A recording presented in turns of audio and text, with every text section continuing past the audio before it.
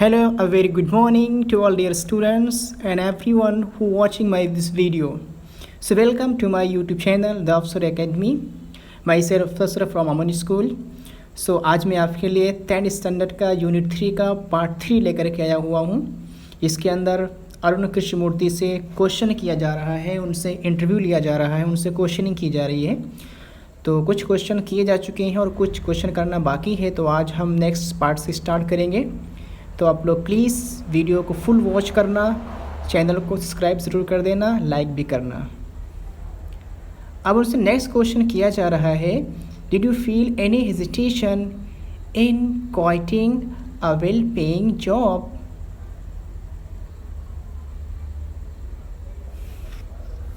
Okay, did you feel any hesitation in quitting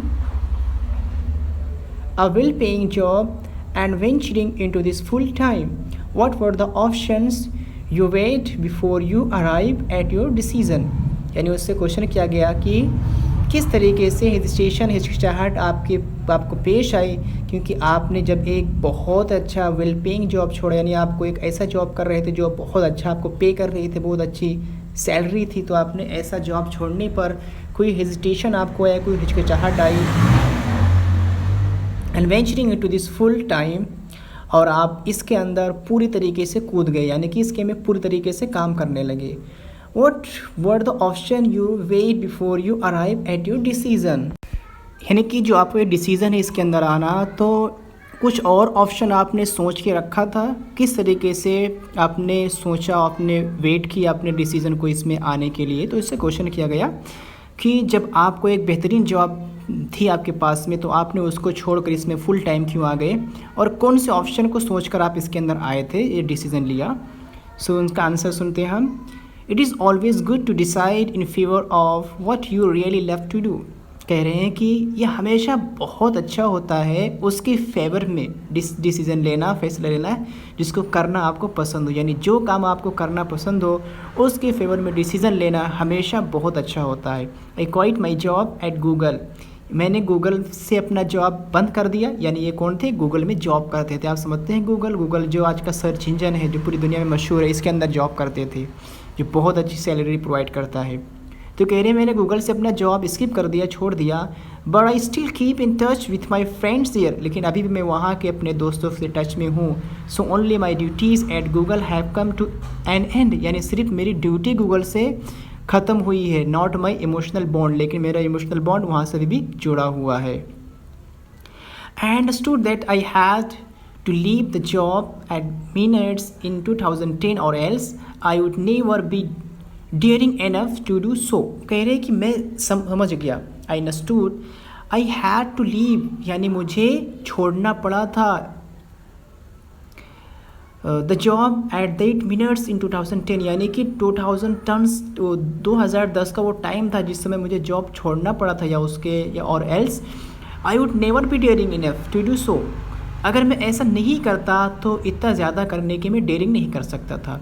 I could not sit back and enjoy life when environmental damage was happening on such a large scale. वो कह रहे हैं कि मैं वापस खुशी से नहीं ज़िंदा रह सकता था। क्यों? क्योंकि जब हमारा एनवायरमेंटल डैमेज हो रहा था, जो हमारा माहौल तबाह हो रहा था, और जो कुछ भी इतने बड़े पैमाने पर हो रहा था हमारे एनवायरमेंट के साथ, अगर ऐसा होता तो मैं अच्छे से नहीं रह सकता। I wanted to do something at that same time I wanted to do something, मैं कुछ करना चाहता था, and that something needed my full attention, और उसको मेरी पूरे तवज्जो की ज़रूरत थी। So I left Google for EFI, तो मैंने अपने EFI के लिए गूगल को छोड़ दिया, यानी मैंने अपना जॉब छोड़ दिया। किसके लिए? EFI, जो इन्होंने अपनी प्रोग्राम बनाया था। अब उसके अंदर फिर क्वेश्चन किया गया, what kind of garbage do people throw into water bodies, यानी कि लोग किस तरीके से गार्बेज, कूड़े कचड़े को वाटर बॉडीज़ के अंदर फेंकते हैं, डालते हैं। How do you deal with the removal of this garbage once you clean the water body. How do you deal, यानी आप उसकी सफाई कैसे करते हो उस with the removal of this garbage once you clean the water bodies, यानी एक बार जब आपने वाटर बॉडी को साफ़ कर दिया है, जब आपने उस जगह को साफ़ कर दिया, तो आप फिर उसको कैसे रिमूव करते हो, वहाँ से आप उसको कैसे ख़त्म करते हो, हाउ डू यू डील, यानी हाउ डू यू डील तुम with the removal of this garbage once you clean the water bodies, यानी जब वाटर बॉडीज़ को आपने एक बार साफ़ कर दिया तो फिर उसको किस तरीके से आप उसके साथ वापस से डीलिंग करते हो, उसको किस तरीके से साफ़ करते हो। तो कह रहे हैं everything from a diaper to worn out slippers we find everything in our lakes. वो कह रहे हैं हर एक चीज़ डाइपर से लेकर स्लीपर तक, we find everything in our lake, अपने झील के अंदर सब चीज़ें पाते हैं। This is so disturbing because it is water and water is basic of life. कहते हैं कि ये बहुत डिस्टर्ब करने वाली है क्योंकि ये पानी है और पानी हमारी लाइफ की शुरुआत है, द बेसिक ऑफ लाइफ है, यानी कि हमारे लिए बहुत अहम चीज़ है। How can we not care for these water bodies, हम इन वाटर बॉडीज़ का ख्याल कैसे नहीं कर सकते। We use this garbage for landfill with no और minimal exposure to the outside environment.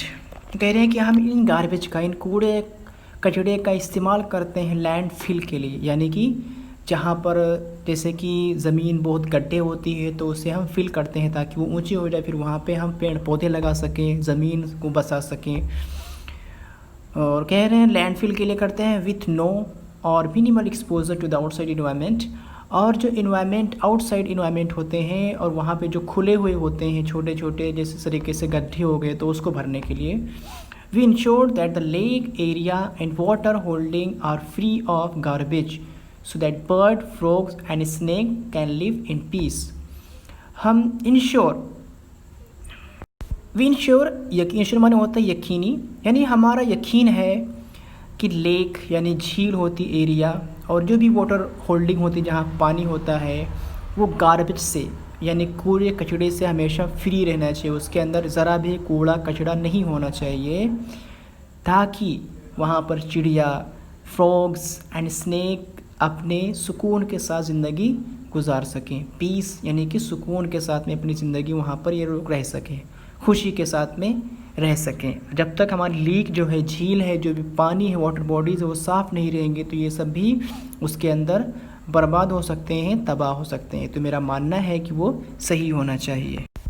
Now we are going next page. Next question, how many days does it take to clear a large lake. कह रहे हैं कि एक बड़ी झील को साफ़ करने के लिए कितना दिन लगता है। Do you use any special equipment for cleaning and safety. क्या तुम कोई ख़ास तरह का इक्विपमेंट, कोई मशीन इस्तेमाल करते हो साफ़ करने के लिए और उसका ख्याल रखने के लिए। उसका आंसर दिया जा रहा है depending on the size of the lake and the amount of garbage.